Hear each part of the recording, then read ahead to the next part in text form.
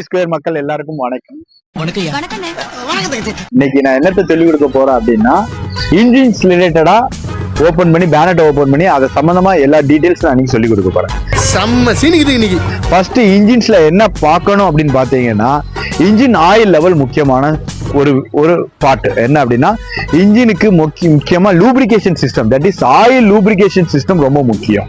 அதனோட oil level எப்படி பாக்குறதுன்னா, நம்ம டிப்ஸ்டிக்கை ஓபன் பண்ணி வண்டியை எப்பவுமே ஆயில் லெவல் பார்க்க முன்னுக்கூட்டி வண்டியை ஸ்டார்ட் பண்ணிக்க கூடாது. அதே நேரத்துல வண்டி வந்து சமதளத்துல நிக்கிற மாதிரி இருக்கணும்.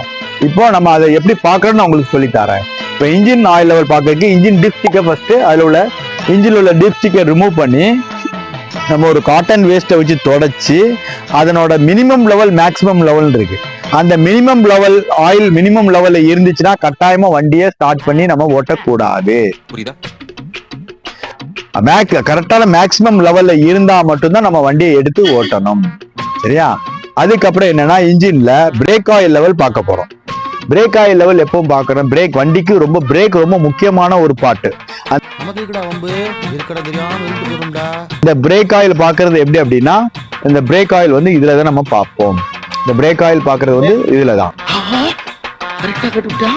வண்டியில பிரேக் ஆயில் பாக்குறது இதுதான். இந்த சிஸ்டம் தான் பிரேக் ஆயில் பாக்குறோம். இந்த பிரேக் ஆயில் லோ லெவல்ல இருந்துச்சா, லேக் ஆஃப் பிரேக் ஆயில் என்ன ஃப்ளூயிட் என்ன ஆகும் அப்படின்னா, வண்டி வந்து பிரேக் வந்து எஃபெக்டிவா இருக்காது. அப்போ ஆயில் லெவல் ஃபுல்லா இருந்தாதான், அந்த டேங்க்ல ஃபுல்லா இருந்தாதான் அந்த ஆயிலோட எஃபெக்ட் அதிகமா இருக்கும்.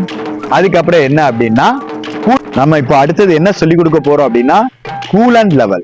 இது வந்து கூலிங் சிஸ்டம், இன்ஜினோட கூலிங் சிஸ்டம். இன்ஜினுக்கு சூட்டை தணிக்கக்கூடிய சிஸ்டம் தான் கூலிங் சிஸ்டம். இதுல இந்த கூலண்ட் ஆயில் வந்து அதாவது கூலண்ட் எப்பவுமே அந்த ஆப்டிமம் லெவல்ல மெயின்டைன் பண்ணணும். அந்த ஆப்டிமம் லெவல்ல மெயின்டைன் பண்ணா மட்டும்தான் அந்த கூலிங் சிஸ்டம் நல்லா இருக்கும். அல்லாட்டா அதுவும் சீஸ் ஆயிரும். இன்ஜின் லெவல் எப்படி லூப்ரிகேஷன் சிஸ்டம்ல லேக் ஆஃப் ஆயில் குறைய இருந்துச்சு அப்படின்னா ஆயில் சீஸ் ஆயிருமோ, அதே மாதிரி ரேடியேட்டர்ல கூலண்ட் லெவல் கம்மியா இருந்தாலும் வண்டி வந்து சீஸ் ஆயிரும். அப்ப நம்ம என்ன பண்ணணும் அப்படின்னா, இந்த கூலண்ட் லெவலை ஆப்டிமம் லெவல்ல மெயின்டைன் பண்ணணும். அதுல எப்பவுமே லோ லெவல் ஃபுல்லுன்னு கொடுத்துருப்பான், அந்த எஃப்ல மெயின்டைன் பண்ணணும்.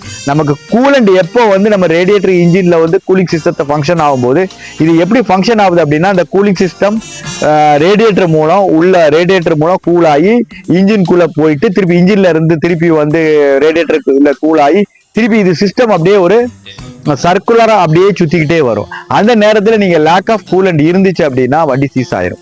அதனால என்ன பண்ணணும் அப்படின்னா, எப்பவுமே கூலண்ட கரெக்டான லெவல்ல மெயின்டைன் பண்ணணும்.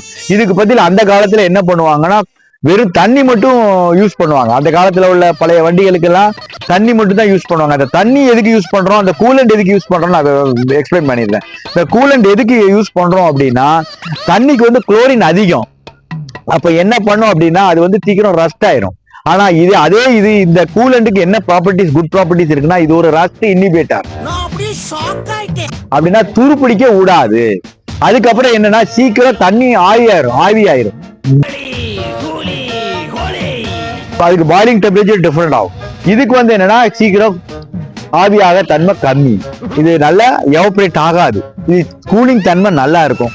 தண்ணியை கம்பேர் பண்ணும்போது, ஆர்டினரி வாட்டரை கம்பேர் பண்ணும்போது கூலிங் தன்மை நல்லா இருக்கும். கூலிங் சிஸ்டம் முக்கியமான விஷயம் என்ன அப்படின்னா, இந்த ரேடியேட்டர் கூலண்ட் வந்து இதுல ஒரு ஓவர்ஃப்ளோ டேங்க் வச்சிருப்பாங்க. இந்த ஓவர்ஃப்ளோ டேங்க்ல தான் நம்ம வந்து கூலண்ட டாப் அப் பண்ணணும். நிறைய பேர் என்ன பண்ணுவாங்கன்னா, விவரம் தெரியாம இந்த ரேடியேட்டர் கேப்பை ஓபன் பண்ணிடுவாங்க வண்டி ரன்னிங் கண்டிஷன்ல இருக்கும்போது கூலண்ட் லெவல் பார்க்க. அப்ப என்ன ஆகும் அப்படின்னா, அது ப்ரெஷரைஸ்ட்ல இருக்கும். அந்த ப்ரெஷரைஸ்ட்ல இருக்கும் போது என்ன ஆகும் அப்படின்னா, அந்த கூலண்ட் வந்து கொதி நிலைமை பாயிலிங் பயங்கரமா இருக்கும். ப்ரெஷரைஸ்ட்ல ரேடியேட்டர் கேப்பை ஓபன் பண்ண உடனே நம்ம கை காலு மூஞ்சி எல்லாமே வெந்துற அளவுக்கு நல்ல பயங்கரமா ஃபிளாஷ் ஆயிரும். அதனால கட்டாயமா நீங்க என்னன்னா, ஓவர்ஃப்ளோ டேங்க்ல தான் நீங்க பார்க்கணும், அதுலதான் போர் பண்ணணும். சரியா? அது லேக்கா ஆகும்போது, குறையும் போது, ரேடியேட்டர்ல கூலண்ட் லெவல் குறையும் போது அது வேக்கம் கிரியேட் ஆகும்போது இங்க இருந்து சக் பண்ணி கொடுக்கும் ரேடியேட்டருக்கு. அது பாயிலிங்ல இருக்கும் போது அது ஓவர்ஃப்ளோ ஆகி ஓவர்ஃப்ளோ டேங்குக்கு போயிடும். அப்போ இது அதற்கு ஏற்ற மாதிரி நம்ம வச்சாதான் இந்த கூலிங் சிஸ்டம் நல்ல ஃபங்க்ஷன். வண்டியில முக்கியமான விஷயங்கள் இன்னொன்னு என்ன அப்படின்னா, வண்டிக்கு வந்து ஃபியூசஸ் நிறைய உண்டு. இல்ல எலக்ட்ரிக்கலுக்கு போறது எல்லாமே இந்த ஃபியூஸ் பாக்ஸ் போயிட்டு தான் நிறைய போகும். அப்ப இந்த ஃபியூஸ் பாக்ஸ் நம்ம வந்து பார்க்க தெரியணும். ஒரு ஹெட்லாம்ப் போயிருக்கு, அல்லது ஒரு டெயில்லாம் போயிருக்கு, அல்லது ஒரு ரேடியேட்டர் ஒர்க் ஆகல, நிறைய விஷயங்கள் இருக்கு. அப்போ வந்து ஒரு டேப்பு ஃபங்க்ஷன் ஆகல, ஏசி ஃபங்க்ஷன் ஆகல, இப்படி உள்ள எல்லா எலக்ட்ரிக்கல் சர்வீஸ் ஒரு வண்டி ஸ்டார்ட் ஆகல, இதுக்கு நீங்க இந்த ஃபியூஸ் பாக்ஸை நீங்க ஓபன் பண்ணி இந்த கவர்ல பார்த்தாலே எல்லா விஷயங்களும் தெரியும். இதுல என்ன அந்த கவர்ல இருக்கோ அதை வந்து ஒரு டவுட்டா இருந்துச்சுன்னா அதை நீங்க ரிமூவ் பண்ணி பார்த்துட்டு ஃபியூஸ் போயிருந்துச்சுன்னா ஃபியூஸ் போடலாம். அதுக்கு ஒரு டம்மி ஃபியூஸும் பக்கத்துல வச்சிருப்பான், அதை நீங்க எடுத்து போட்டுக்கிடலாம் வேணும்னா. இல்லாட்டனா அது எனக்கு ஓகேயா இருந்துச்சுன்னா அடுத்து என்ன ஃபர்தர்னு நம்ம மேலும் போய் பார்க்கணும். சரியா? அப்ப நம்ம அடுத்து பார்க்க போறது என்ன அப்படின்னா, இந்த கண்ணாடி கழுவக்கூடிய தண்ணி டேங்க். இந்த தண்ணி டேங்க் எதுனா விண்ட்ஷீல்டு வாஷர் யூஸ் பண்ணக்கூடியது.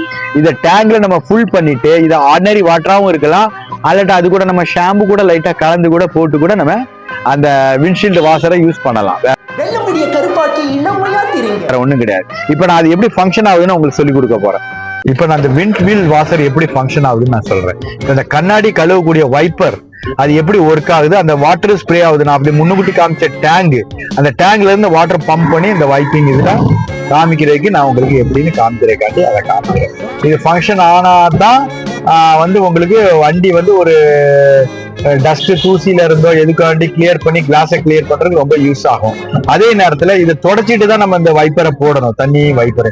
இல்லாட்டா அதுல ஸ்கிராச்சஸ் நிறைய விடும், அதை நம்ம பார்த்துக்கிடணும். அது டேமேஜ் ஆகாம இருக்கணும் அப்படின்னா நம்ம எப்பவுமே இந்த வண்டியோட வைப்பர் பிளேட்டை நம்ம வண்டியை பார்க்கிங்ல நிப்பாட்டிருக்கும் போது வெயில் நேரத்திலயோ வெயில் இடத்துல விடுற ஒரு சன்சைடு இருக்கிற இடத்துல விட்டாலுமே கட்டாயமா இந்த வைப்பரை நம்ம இப்படி எடுத்து விட்டா மட்டும்தான் அந்த வைப்பர் பிளேட் சீக்கிரம் ஸ்பாயில் ஆகாது, நல்ல வைப்பிங்காகவும் கண்ணாடியில் உள்ள எல்லா ஒரு டஸ்டையும் கிளியர் பண்ணக்கூடிய ஒரு தன்மை அதுக்கு இருக்கும். இல்லை அப்படின்னா அது பிரிட்டல் ஆயிரும் அந்த வைப்பர் பிளேடு. தென் அது ஒரு ஃபங்க்ஷன் ஆனாலும் அது அவ்வளோ வைப் ஆகாது. நான் இப்போ இந்த வண்டிக்கு பேட்டரி மெயின்டெனன்ஸ் பற்றி சொல்லி கொடுக்க போறேன். இந்த பேட்டரி மெயின்டெனன்ஸ்னா என்ன? ஆக்சுவலா வண்டிக்கு உயிர் நாடிய ஒரு பேட்டரி ஒரு முக்கியமான விஷயம். இந்த பேட்டரியில இருந்து பவர் போலன்னா இந்திய மாதிரிலாம் வண்டியை தள்ளி விட்டு ஸ்டார்ட் பண்ற சிஸ்டம்லாம் இப்போ இல்லை, எல்லாமே பேட்டரியோட ஃபங்க்ஷன் தான். கரண்ட் இல்லைன்னா இதுல ஒன்றும் பண்ண முடியாது, அந்த அளவுக்கு இப்போ கொண்டு வந்துட்டாங்க. அப்ப இந்த பேட்டரிக்கு நம்ம லைஃப் வேணும் அப்படின்னா என்ன பண்ணணும், பேட்டரியோட இதை மெயின்டைன் பண்ணணும். என்ன காரணம் அப்படின்னா நம்மளோட terminal negative and positive terminal இது ரெண்டும் வந்து கொரட் ஆகாம பார்த்துக்கணும். கொரட்னா கொரஷன், அதாவது ரஸ்ட் அந்த மாதிரி ஆகாம நம்ம பார்த்துக்கிடணும். அதுக்கு என்ன பண்ணணும்னா கட்டாயமா ஒரு பழைய டூத் பிரஷை வச்சு யூஸ் இல்லாத டூத் பேஸ்ட்டை வச்சு அதை தொடச்சிட்டு கிளீன் பண்ணிட்டு அதில் நம்ம யூஸ் பண்ற சாதாரணமா 15 ரூபாய்க்கு வர்ற வேசிலினை வாங்கி லைட்டா ரொம்பவும் போடக்கூடாது, லைட்டா அதுல தடை விட்டீங்கன்னா சீக்கிரம் அந்த டெர்மினல் கட்டான வாய்ப்பு இல்லை, ரஸ்டாகி கட் ஆகிறதுக்கு வாய்ப்பு இல்லை. ஓகே. அதே நேரத்துல இந்த பாசிட்டிவ் டெர்மினல ஒரு இன்சுலேஷன் போட்டிருப்பாங்க, ஒரு இன்சுலேட் பண்ணிருப்பாங்க. இது இன்சுலேட் பண்ணாம இதனோட பாடி ஆயிட்டு அப்படின்னா நம்மளோட பேனட்டோ ஏதோ உடனே பேட்டரி டிஸ்சார்ஜ் ஆயிரும், வண்டியை ஸ்டார்ட் பண்ண முடியாது. அப்போ இதை நம்ம கட்டாயமா மெயின்டைன் பண்ணாதான் வண்டியை ஓட்ட முடியும். இப்ப வண்டியில முக்கியமான விஷயங்கள் நிறைய வீட்டுகள்ல என்ன பண்ணுவாங்கன்னா காரை வாங்கியிருப்பாங்க, காரை ஓட்டாம அப்படியே ஒரு இடத்துல பார்க்கிங் ஏரியால நிப்பாட்டிடுவாங்க. அப்ப அவங்க ஃபேஸ் பண்ணக்கூடிய ப்ராப்ளம் என்ன அப்படின்னா அந்த எலி. நான் தான் இருக்கேன்ல. எலி என்ன தொல்லை பண்ணும் அப்படின்னா உள்ள போய் ஏறி நின்றுட்டு உட்காரதுக்கு நல்ல ஒரு அடைக்கலம் கொடுத்த மாதிரி ஒரு இடம் கொடுத்த மாதிரி ஆயிரும். அது போய் உட்காந்துட்டு இருக்கிற வயர் கேபிள் முக்கியமான எல்லாத்துக்கும் போற மெயின் சப்ளைஸ் எல்லாத்துக்குமே கேபிள் அந்த கேபிள் வயரெல்லாம் கடிச்சிடும். அப்ப கடிச்சிச்சுன்னா நம்மளுக்கு என்ன ஆகும், கட் ஆயிடுச்சுன்னா அது பெரிய வேலையெல்லாம். அதனால என்ன பண்ணணும், பெரும்பாலும்னா வண்டியை நிப்பாட்டி வைக்காம ரொம்ப நாட்கள் நிப்பாட்டி வைக்காம அதை ஸ்டார்ட் பண்ணி வண்டி விடணும். கொஞ்சம் மூவ் பண்ணி விட்டீங்கன்னா அது அந்த இடத்துல திருப்பி வந்து அது அடைக்கலாம் ஆவதுக்கு வாய்ப்பு இருக்கு. அப்படியே அதை மீறி நிறைய தொழில்கள் பண்ணிச்சு அப்படின்னா கட்டாயமா கீழே எலி ராப் வச்சிடலாம், வேற வழியே கிடையாது. எலி ராப் வச்சு அதை பிடிச்சுக்கிடலாம். அப்போ அந்த எலி ராப்புக்காண்டி நம்ம அதிகபட்சமான பணத்தை செலவழிக்கிறதோட அந்த எலி டிராப் வச்சு நம்ம பிடிச்சுக்கிடலாம், ஒன்றும் பிரச்சனை. இதே மாதிரி மேலும் நம்ம சேனலை சப்ஸ்கிரைப் பண்ணணும்னு நினைச்சீங்கன்னா RP Square தவறாம பாருங்க.